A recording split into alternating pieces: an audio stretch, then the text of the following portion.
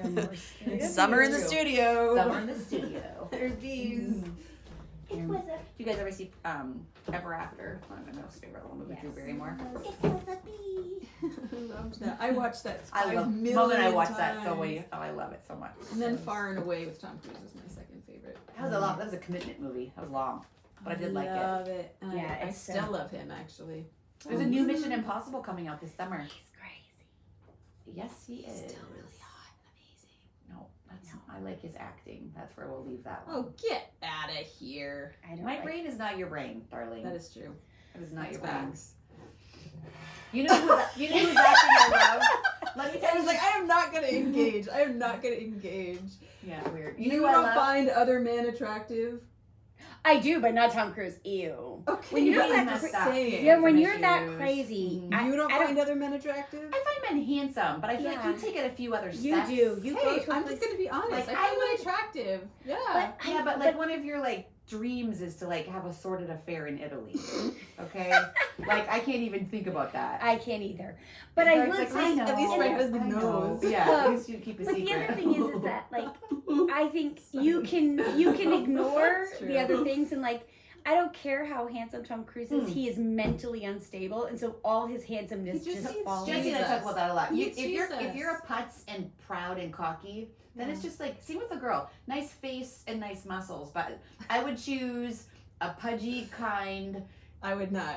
I would not choose a You pudgy sound called kind. shallow. I know. We need to. I We have am to. shallow for sure. Oh my We have to pray for gosh. her. We need to pray for her. I am shallow and deep at the same time. It's very But I'm true. mostly shallow. No, you're not mostly shallow. You're not. Good Well, thing Kurt does not struggle with his weight, man. I know. You would be Jeez. mean. I know. I mean, now I'm the one struggling with my weight. So he lifted up his shirt the other day. The other day. I was like, ooh. And I was like, I'm not lifting up my shirt. But he's really like, I wouldn't mind. And I was like, you're adorable. I was like, I don't know how. Mhm. I just don't. I have a friend, wonderful marriage, and she is on a specific medication for like a kind of a mental condition that she has, and it makes her weight fluctuate crazily, like 40 pounds fluctuation. And so she has a closet full of all the different sizes because depending on how her meds are up to down. And she's like, her husband loves it. He's like, it's like I have a, different wife all the time, like really, really thin and a little more, more to love. And I was like, okay, that would be so hard for me. And she's just like, he loves me whatever size I am, so I don't care. And she really doesn't. Like, she's super secure in who she is. She knows it's the meds. She knows that. And when she loses it, she loses it overnight. So it's kind of this, she's like, it's this kind of this, it is my life. It is what it is. But he kind of Why is would like, it cause it ooh. to fluctuate? It I must don't be a know. hormone thing. I don't know. Oh gosh, mine does that with even without the meds going up and down. I lean into that. There's just more of me to love. More of and me to he's just love. like, oh, so I'm just like, okay, Muckle on the it's working. Yeah, no, seriously. I will literally catch him, like he'll be like pinching it and kind of like Assessing? grabbing onto my muffin top. I'll be like, That is not helpful to me. Mm-mm. yeah, but he's just being cute. Like, it's, you know what I mean? I know. I have one that does that too. He's like, "Ooh, you're so curvy." I'm like, Let me know if I feel that bee when it gets close. Does that make you sad? No, please do. It's not a honeybee, and I don't know what it's doing in here. It's a hornet, I think. Yeah. Oh, if it's a hornet, should we pause and kill it? I'm just waiting for Kalyan to give That's it a big one. It is a big one. Oh, it is a big That one. would Do you want hurt. my shoe? Oh, shoot. Do you want my shoe? Do you want No, my I shoe? use my. Okay, I think it's gonna land. It's gonna That is land. a, Get your book. Get that your is a book. big one. That's a huge one. We can't kill it on the wire. Yes, flick it to death. Make it angry. Yeah. You know what? It's after our bubblies. It smells It is. the Bellini bliss. Yep. I think it's okay. If you're rambling, okay. Okay, carry on. If Rein us in. I'll just keep eyeballs on it. It's my turn. Take it It's away. my turn. So, I thought I would give. So it's been a long time since I've talked about family drama, and it hasn't been that long. well, Since our last podcast? no, I mean you guys know, but like I haven't shared stuff for a while about what's going on, and I have some exciting news. Some good exciting news. It's so sweet. This is So Aw. I am being officially adopted by my dad. That is just the sweetest thing ever. It's a girl.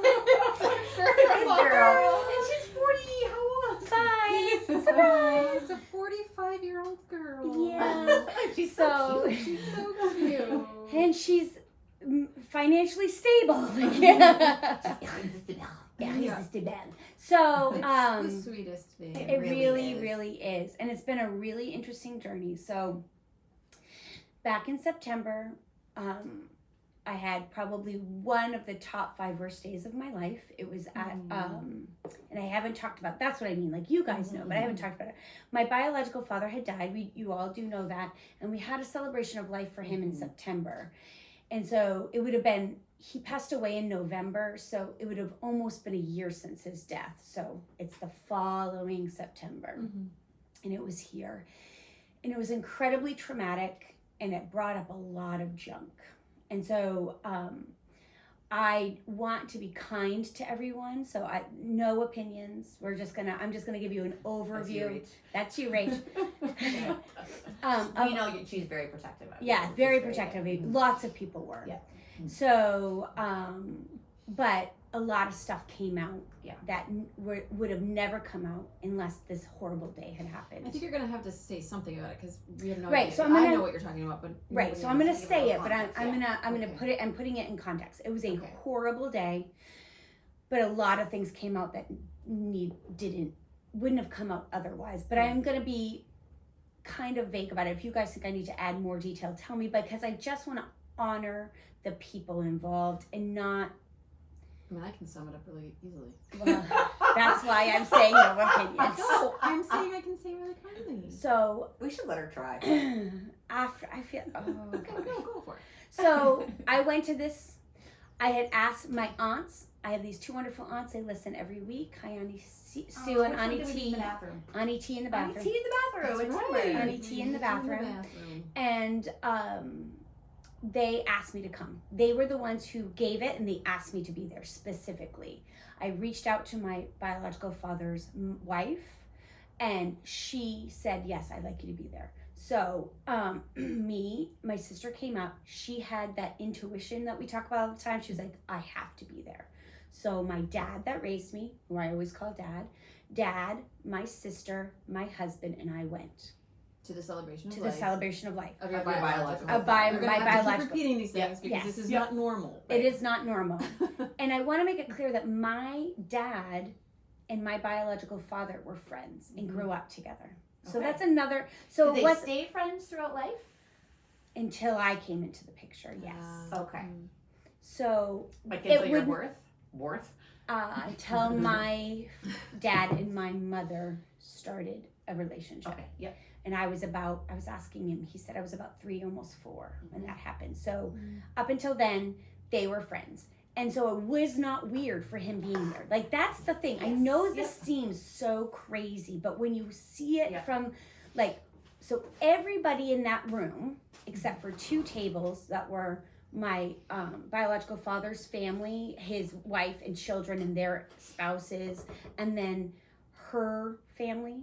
I'm going to call her Betty. So Betty's family, so like she had her brother and sister-in-law there. So there were these 2 tables.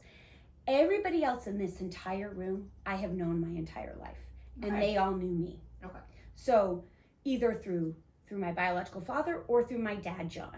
Okay. Yep. Okay? Yep. Which is weird. Which is so weird. And it comes into play later. Mm-hmm. And I've known everyone, okay? And so it's always been kind of a running joke that I'm related to everybody. Yeah. Peter's like, your family tree is more like a vine. It's just like a really crazy vine. Mm-hmm. So the ceremony starts. We come in very late. We just get some seats. I did not want to mingle. I did not want to make anyone feel uncomfortable. And we're sitting there. And it starts happening. And it was lovely, and I was very emotional. There was a slideshow. I did notice in the slideshow there was like 2 pictures of me in there, which was great. My Aunt Sue had done it. And there was even a picture of my biological father and Parker, because he met Parker at another funeral. So that picture was in there. So I was like, okay. And then people started sharing about his life, and they gave what do you call it, a eulogy of his entire life, and I was not mentioned at all. Like, at all. And every part, and the funniest part was, was my dad was mentioned. So my dad that raised me was mentioned, but I was not mentioned at all. And you didn't have a relationship with him at all. Well, I did though. And that was the weird part. Like, he had been in and out of my life, but like he was, and the whole thing of the eulogy was what an amazing father he was. So, and he was to his boys, he was, and I will never take that away. He was an amazing father to his boys, my half brothers. And so it was awkward, to say the least. And I could feel my heart, like I've never had my heart beat so bad. Like I was like, I think I'm gonna have a panic attack. And my sister, my husband's touching me on one side, and my sister's got her hand on my leg, and because we're kind of around this curved table, and my dad and I are making direct eye contact through the whole thing because he's watching me, and I'm, it's like this. It's like the eulogy is over, and I am surrounded by my dad's best friend, my aunt, see again, this is where it's so cool. My dad, John, who raised me, all his brothers and sisters were there, and his sisters-in-law. And so like my Aunt Kathy and my Uncle Jeff and my Uncle Adam, my dad's best friend, and all everybody knows. Everybody, it's like this giant elephant in the room that this entire eulogy was mentioned, and my name was not even breathed. It is as if I did not exist. Yeah. Except you're like, hello, here I am. And so I'm feeling, oh gosh, it's the bee. The bee. And so I'm feeling really, really shaky. And so my dad gets up to go get us something to drink. And so this isn't like at a church where you're sitting. No. This was at the Sea Dog Conference Center. Oh, okay. So it was like just like a celebration of life, and then there was food, and people were just supposed to mingle and celebrate my biological father. Okay. And I'm being surrounded, which I think was hurtful to his widow and his sons. Okay. But nobody knows them. They've been to Maine one other time. And this is the second time they've ever been into Maine. Yeah. So my dad goes to get us something to drink, me and my sister and Peter. And he is swarmed by people. Like, what was that? This is crazy. Is Amber okay? Everyone's like, is Amber okay? Is Amber okay? Because again, everyone in that room knows me. Everyone in the room knows that I'm my biological father's child, and that my dad raised me. You have half brothers, but no full? Nothing. Okay. It's just me. And everybody knows it. And so it was super duper awkward. So then there's this moment where I come into contact with my stepmother, I guess, or my biological father's widow and his two sons. And I'm standing there, and we're all just standing there, and I don't know what to do. And I'm a little bit panicked because I'm like, that was super duper awkward for me, but it probably wasn't for them. It was beautiful for them, and that makes sense because they talked about their life, which was beautiful and good. And how many years was he married and had that family with those boys? Oh gosh, since I was in high school. So like I'm 16 and 18 years older than my brothers, my half brothers. So, and they're in their 30s. So like we're all grown ups. Yeah. So I'm standing, I'm standing there, and I'm, hi, how are you? Hi, nice to see you. How's your trip? Did you guys have a good flight? Like I'm trying, I don't know what to do. Yeah. And my dad walks by, and he's my lifeline. So I said, hey, would you like to meet my dad? Because they all knew of him, but like, well, I guess that was the wrong thing to do. And they were thoroughly offended by that. Okay. Or hurt, or was perceived to be hurt. And then I was accosted by one of their friends who said some hateful things to me and some horrible things to me that I will not repeat because it doesn't deserve it. And I actually had a real panic attack, and I had to leave. I walked out, and I had a panic attack for a good 45 minutes. I couldn't breathe. Peter was in the car with me. He was trying to help me breathe. My sister and my dad are trying to my sister almost got arrested, I think. She was like, let me out. But she was like, wait, no, we're adults. So she went up to my aunts and said, we're leaving. This is what just happened. Yeah. Thank you for the invite. Yeah. And so we left. Mm-hmm. And my dad was trying to get away from all his friends. Oh, Because these are all yeah. his friends. Right. So So in support of you. yeah. Yeah. And so anyway, it blew up, and we ended up having to have like a family intervention Oh, jeez. with my 2 aunts who were rock stars, and Yeah. let me tell you, don't cross them. Carry on. And so my Amy's 2 killing the bee. aunts, Amy's killing the So bee. she goes, it's hard to get in here. Can I move this? Go around. Go the around it. Yeah. Go around. Carry on. Okay, Carry on. sorry. Yeah. So we sit around this table, and my He's dead. Oh, he's dead. He gone. Oh, he gone. Where is he? I think he went right into the sticks there, but that's fine. He okay. can stay there. Carry on. Yeah. So May he rest in peace. may he rest in peace. Good So- shot. Good shot. Pieces. That was good. That was May really he well rest in done. pieces. Okay, carry on. So Okay. we have this family intervention, and a lot of stuff comes out. Yes. Yes. Yes, and that was what was A turning important. point. It was for a all huge things. Healing. It was very healing. So they were expressed their hurt. I expressed that I have a very high EQ. Would you guys agree? I'm pretty emotionally aware of people and situations. And so I said, very frankly, I would have never introduced him as my dad if I had been acknowledged in all of my existence. Mhm. We had just gone through an entire eulogy where I was not existing, that that my dad was even my, Every time. I know, sorry, that my biological father was even real. Yours. Yeah. Yeah, Mhm. that I was even a part of his life. If I would have been if that would have been mentioned, if something about me had been mentioned, I would have understood the gravity of that and would have introduced him as John. This is John. Okay. But I didn't, and I wasn't, and it was as if I had no place in my biological father's life. That Oh, no, that's what you were told. and that was what I was told. Yeah, And so anyway, hopefully. what came out was a lot of lies, and different people were told different things. And there was huge gravity to that, to find out that my biological father had been grossly manipulated and lied to. I had been grossly manipulated and lied to. Mhm. And my dad had been grossly manipulated and lied to.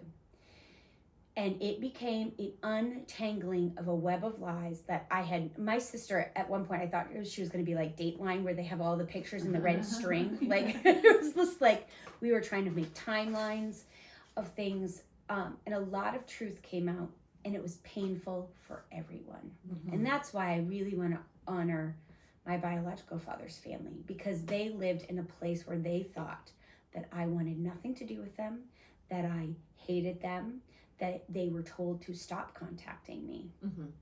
because I was disgusted and I wanted nothing to do with them. Well, that's what I was going to say. It's like the simplest version of that is that you both believed the same exact lie Yeah. about each other. Yeah. Right. You didn't think that he loved you, and he didn't think that you loved him, Yes. and was told that for your entire life. Yeah. Both of you. Yeah, both both of of you. us. So times two. So sad. So Tragic. sad. Tragic. It's tragic. And then Yeah. he died before you could have that Any conversation. restoration. Yeah. Any Yeah. But you did with conversation. the brothers, right? Yeah, we had it was just but there's some gulfs, like I don't know what my relationship will be with any Yeah. of them, because there's some gulfs that are just too painful. And there's some things that are just, but there was definitely an understanding of there's one person that all these webs lead to. And that's the sad part. And so there were some beautiful things I learned. I learned that he had a picture of me in his dresser that just still breaks my heart. Like that I was his biggest regret and shame, and that breaks my heart. And so it also was heart-wrenching for my dad, because my dad that raised me felt like he betrayed a friend, and he was like, why didn't I call him? Why didn't I say, buddy, what's going on? She's great. What? But it was because he had been manipulated too. And so triangulation, I think, is what it's called. yeah, triangulation by a master manipulator. And so it took me a really long time to digest that, hence why I haven't talked about it for a really long time. It took a long time for me and my sister to digest that. It's a lot to like to know that someone finds power and joy, I would say, and pleasure in hurting someone, and hurting people that who you're actually supposed to love. Like you're. Amber, there's a mouse over there. Stop! Oh my gosh! No! Oh my gosh! He's Get a video. adorable. No, he's not adorable. I'm so Those were put in bed. This is the third time. I still have the first one as a little soundbite. She's like, "There's a mouse." There's in a your mouse. eaves, Sorry. and he's watching your his face eaves. right now, I think. Oh, there he goes. I got a bit on video. Okay, go away, please. Look, it's a field mouse. He's Yeah. kind of cute. She's lost. She doesn't even know where she's going. She probably wanted to. She's Okay, lost. goodbye. Thank you. Go away I'm now. so sorry, you poor little dear. So far, we've had a bee. There's a field mouse. What does that mean? My Is it, studio's in a barn. does that mean I shouldn't be telling this story? Like, now I'm feeling yeah, that's a anxiety. sign. No, it's saying, listen, remember when you hated me? Look how cute I am. You're great. You're doing Okay. great. So anyway, That was Celeste. She'll be back. Oh, Celeste. Celeste. That's For whatever reason, she looks like a Celeste. Celeste That to was me. Celeste. Yeah, That's they made her so some little yuck. clothes. Oh my gosh, that's hilarious. Okay. okay, so anyway, it took me months, lots of therapy. My therapist would come in and be like, "So, when are we going to talk about what happened in September?" And I'd be like, "Not now. I can't. Can we just talk about Yes. my laundry?" And she's like, "Okay, but your Dirty laundry laundry. your laundry is not the problem here." But it took a lot. It's taken a really long time for me, and it's taken a really long time for my sister. Like, just like how you guys were so angry and did not like my biological father and had some very choice words in my podcast, Unwanted, Unloved. Well, apparently I was in that triangle of triangulation. You That's were. what I say. The Yeah. triangle of triangulation. Triangulation. Is this when you got close to your aunts after this? Yeah. So my aunts. So anyway, my aunts really helped us dissect all of this, and so. Yeah. This was they're your biological father's sisters. But this isn't. What is the point of this? So I well, think so it's a anyway, girl. We're so still it's a getting girl. there. Yeah. So anyway, Okay, yeah. this all came out, and it was. My dad had a lot of shame. My dad that raised me, because he felt that he betrayed his friend. He was not brave enough for me, brave enough for anyone. And so it was a lot of healing. And it was a really easy way for me to kind of close that door with my biological father, but not in anger. Like, I felt like for the first time in my life, I have joy about who he is as a man. I have an understanding of who he is as a man. I have compassion on who he is as a man, and for the father that he was to my brothers, the wife he was to his spouse. Husband he was to his wife. Right. Sorry, it's really hard. This is really hard for It's a me. big one. And I could close that door, and even if I have no relationship with them, I could. I got to bond with them. My biological father's widow with Parker playing football, because they found a picture of my biological father when he was Parker's age, and it was crazy how much they looked alike, and my biological father was a football star, and so Parker was that. Parker was highly recruited by a college that specializes in merchant marines, Maine Maritime Academy, to wrestle for them. He politely declined, but he was offered a scholarship there. That's where my biological father's dad went to college. That's where a lot of my biological family went to college. There's a strong tradition of merchant marines. My biological father was a merchant marine, and so I was able to share that, and that was very healing. That pieces of my children still carry some of his legacy, and that is okay. And I always felt this pull, like I had to choose. Like I had to choose the love of my biological father, or the unlove, or the love of my dad. And for the first time, I feel like I can hold both of them in my hands very openly. And I think it's just your story. It's just my story, and it was tragic, and it was sad, and it was so from my dad, he and my sister, my dad that raised me, he was also struggling, and I didn't realize how badly. And so him and my sister kind of plotted something. And he had always said, yeah, Amber, maybe I should adopt you. Amber, I should adopt you.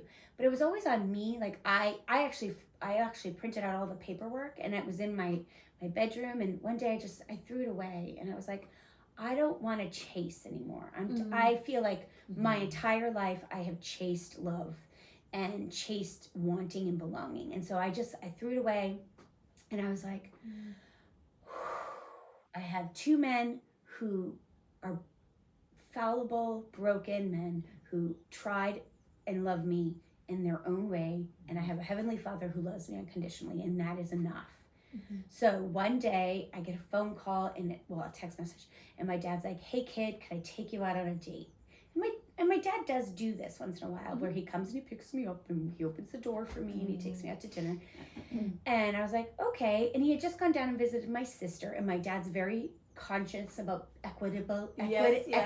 being fair, equitable. I just spent time with Michelle, so I have to spend time with you. And so funny. So it is very cute. And so I was like, okay, but I was kind of nervous, and I felt kind of weird and nervous about it, because it felt weird, because it was like not him and his partner and me and Peter. Like, it just felt weird.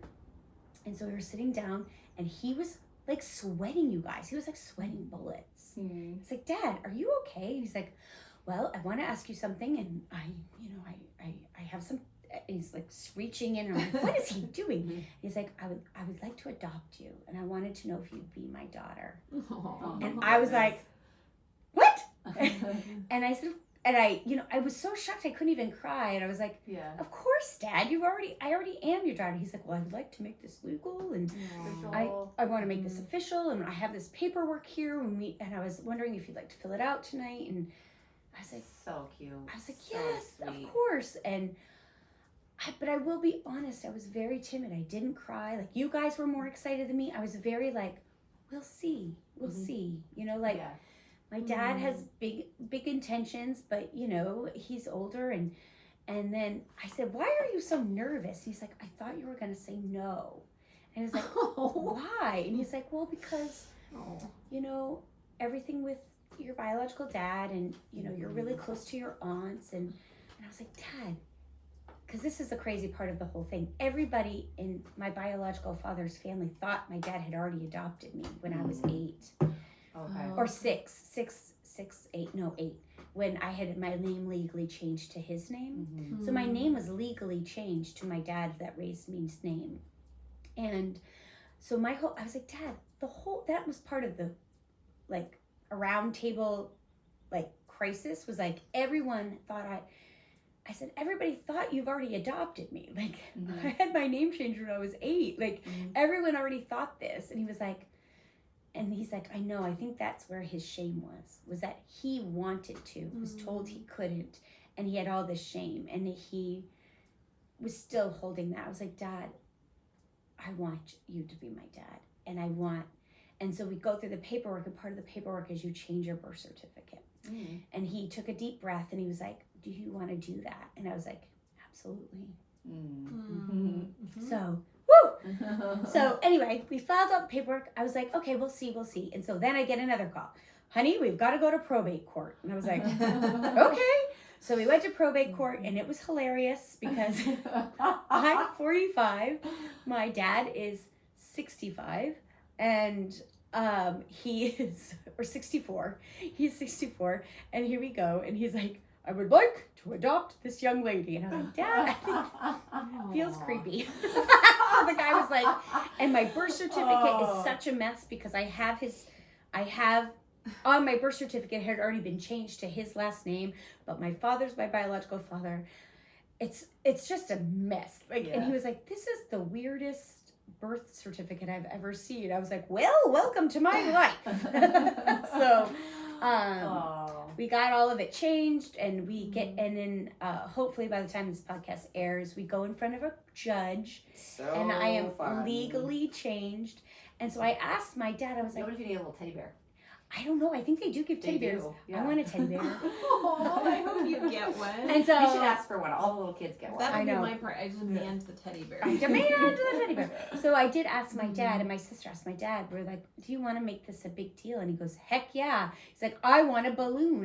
It's a girl balloon." He's like, "I want the balloon where we pop it and all the pink confetti comes out." I wonder what it is. I know. It's a mystery.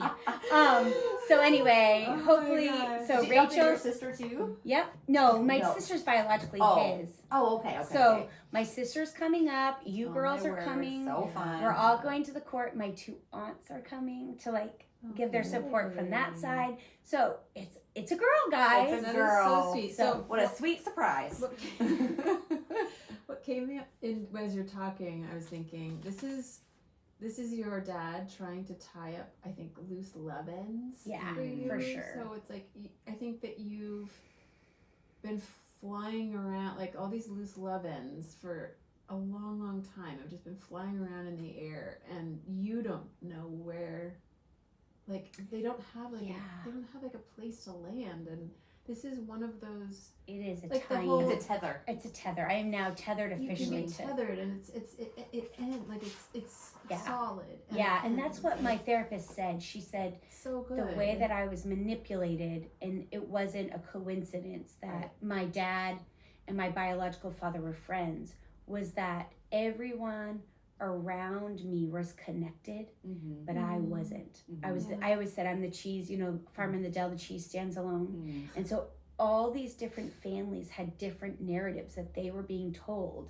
And it was the 70s and the 80s, you guys, and even the 90s. Nobody talked about anything. No one was like, no one was going up and saying, "So, John, did you legally adopt Amber, or did she just have her name changed?" Right. My name changed from my mother's maiden name to my dad that raised me, and my sister and my mom's Right. name So at that time. obviously, So everybody- obviously I was adopted, because who's insane, hint hint, to take their 8-year-old to a court and just have their name legally changed? Mhm. And that was very traumatic, because I thought that was normal, and it was my therapist who was actually like, "This isn't normal. Can you remember what that was like?" And one, my dad wasn't allowed to come. My dad and my sister did not come with me when I had my name legally changed. It was just me and my mother in a car, and she made me say the statement over and over again, because she was going to have to leave and I was going to be alone with the judge. And she drilled it into my head, and it was, "I like my life the way it is. I like that I have 2 dads. I just want the same last name as my baby sister." And she made me say it over Wow. and over. Mhm. And I'm 45 years old, and I know it word for word. I like my life the way it is. I like having 2 dads. I want the same name as my baby sister. Mhm. And that was to alienate me. And I don't know what it's about me. Like, I'm still, like, that's why I'm still in therapy and still working through this. But it was because my sister's tethered, exactly. My sister's tethered to my dad, and now I'm tethered to my dad. And I can relinquish that. And I saw, And you're tethered to someone who's still alive Mhm. and Well, loves and you got a couple aunties out of it. yeah, and my aunties, I did tell them, I asked them, and I told them my dad was nervous, and they both were burst into tears and were like, "He is your dad." And that, and I want to make this really clear. He is my dad, and he loves me, and he raised me, Mhm. and he took me every weekend when my parents got divorced, even though he didn't have to, because Right. he wasn't legally bound Right. to me. Right. And he has loved me my whole life, ever since I was 4 years old. I love that. And but I also want to honor my biological father, Yeah, and you did that so well. Sure, Yeah. you did. because he, I think, wanted to. Yeah. Yeah. Yes. So I'm sorry. good, honey. Aw. No, it's real. It's real tears. Yeah, so- for a really hard thing. It was really hard. Yeah. It is Yeah. hard. And what a crazy, because I mean, you've talked about this from the beginning of our podcast. And so really, Isn't it like, wild? it's a ride, it's a journey. Yeah. But like we've seen from the beginning all the way to like, we've seen it all. Like you've taken us on the whole journey to the Yeah. closure, so many levels of closure. Yeah. This is this. I think it will be a beautiful close. Yeah. It's a good Yeah. close. Yeah. So I'm happy for you. So Cindy. beautiful. Yeah, Oh it's my a girl. goodness, It's a girl. Oh, I can't wait. I can't wait. it's gonna be a great day. Always wanted a girl. Right, want me to shut it off? Please, so I could stop crying. Oh my goodness. Sweet, honey. Oh. So when is this happening though? So we